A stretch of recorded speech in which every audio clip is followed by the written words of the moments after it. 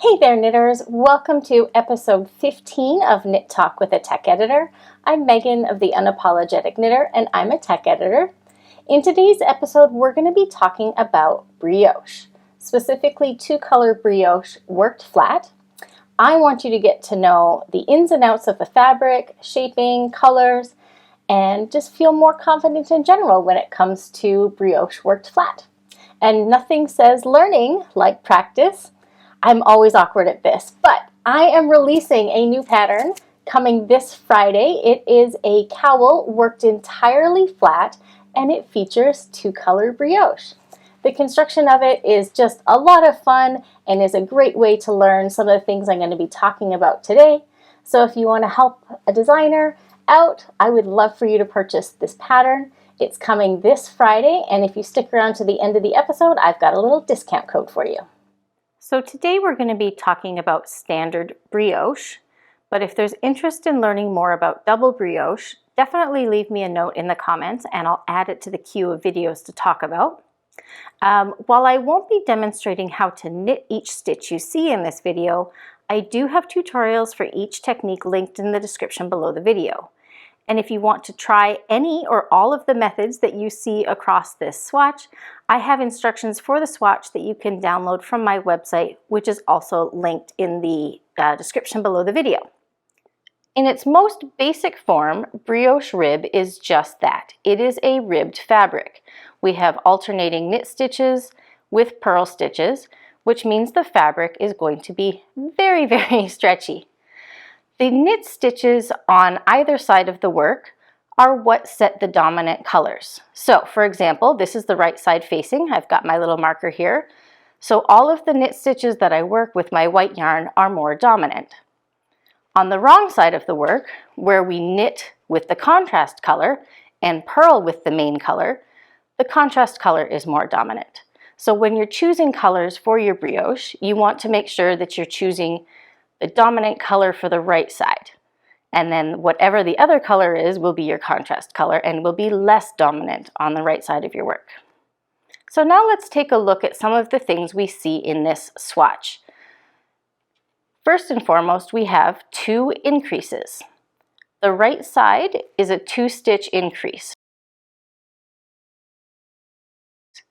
Because brioche is so much like regular ribbing, anytime we work increases, we have to work them in multiples of 2. So if this is our original column, and here's our original column continuing, at our increase point, we've added 2 stitches, this purl column and this knit column. On the other side of the work, we've got a 4-stitch increase. So the stitch that we increased our stitches into has gotten even larger. You can see over here it's slightly increased in size relative to the stitches, but over here it's even larger because we've now worked 5 stitches out of 1 single stitch. Next, I want to take a look at decreases. So in brioche, much like where we increase with 2 stitches or multiples of 2 stitches, we decrease in multiples of 2 stitches. So here is a left-leaning decrease. We've gone from 1 stitch up to 3 stitches and back down to 1 stitch. So brioche is very demonstrative of the work that it's doing. You're not going to have hidden increases or decreases like you might over a standard stockinette stitch. When we're decreasing out 4 stitches, we get an even more noticeable shape, and I think it looks actually a little bit like a trident. You've got your 2 columns that parse into this one here. And to me, this is almost like a center double decrease because the center stitch is really what covers everything. Now, in the case of these 2 bottom examples, there were no decreases worked adjacent to these increases. So our work actually does flare out a little bit and comes back in at the point of decrease. In this upper section, I've paired decreases adjacent to increases, and you can see when you've got them separated just by 1 stitch of the purl columns, how decorative they can be. So if we look at that a little bit more closely, we've got a right-leaning decrease worked over this stitch paired with a increased stitch right here. So we've got our regular column of stitches and then we've increased one. And so we can count up our paired increases and decreases along this edge. So we've got a decrease and its paired increase, another decrease and its paired increase, another decrease and a paired increase. And these continue up the edge of the work to the top of the swatch. Conversely, actually let me go back to that one more time. So this is a brioche right leaning decrease. That would be very similar to what we think of as a K2 tog or a knit two together. There's very much a lean to the direction of the stitches. And that's what sets this angle and then allows these increased stitches to follow it. On the other side, we've got the same thing. So we have an increase with a paired decrease, another increase with a paired decrease, and our stitches are leaning to the left. And this is a brioche left leaning decrease.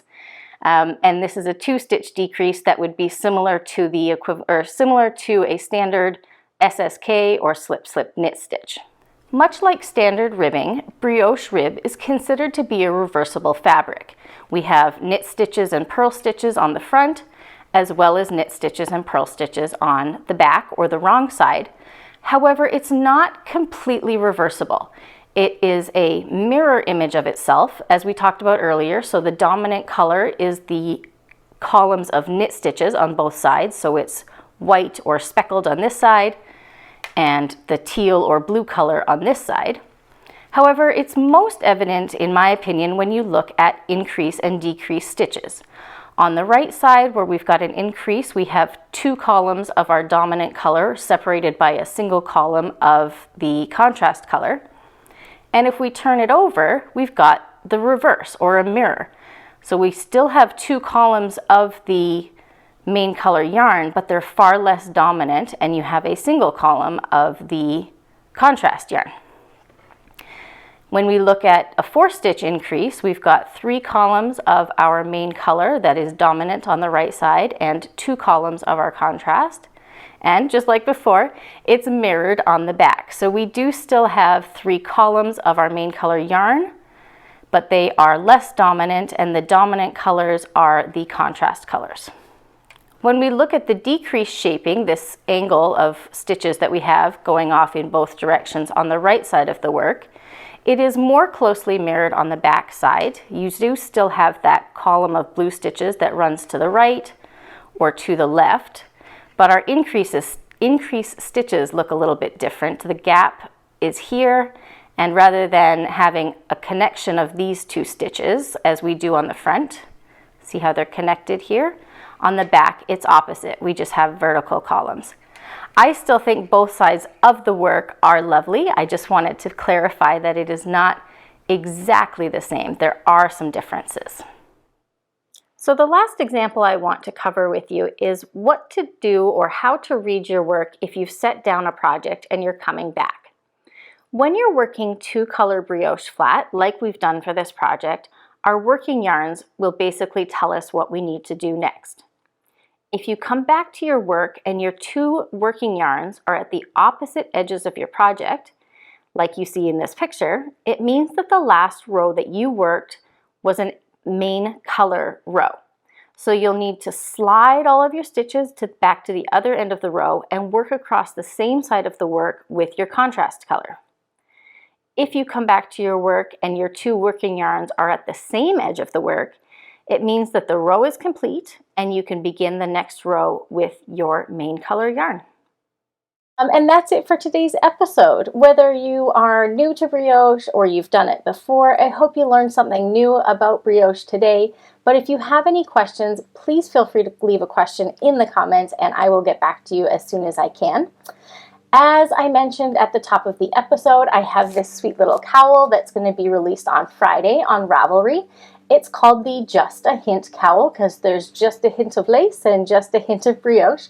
To save 10% off this pattern, you can use discount code KNITTALK10, all one word. I'll have it at the top of the screen. You can save 10% off your purchase, and it tells me that you appreciate what you've been learning here. Coming up this Sunday, we're going to be talking a little bit more about brioche, specifically the density of the fabric and how to choose a needle size to work towards achieving gauge for the project. If you find value in my videos each week, I would love for you to hit the like button and subscribe to my channel. I've mentioned this before, but it does help the algorithm know that people appreciate what I'm doing, and it helps me help other knitters when they see my work. And as always, if you have future discussion topics that you'd like discussed here, please feel free to submit a form using the link in the description below, and I will get you in the queue. I feel like I'm finally starting to get caught up doing 2 episodes a week now, so I hope you're enjoying all of the content. Thank you so much for being here, and as always, happy knitting.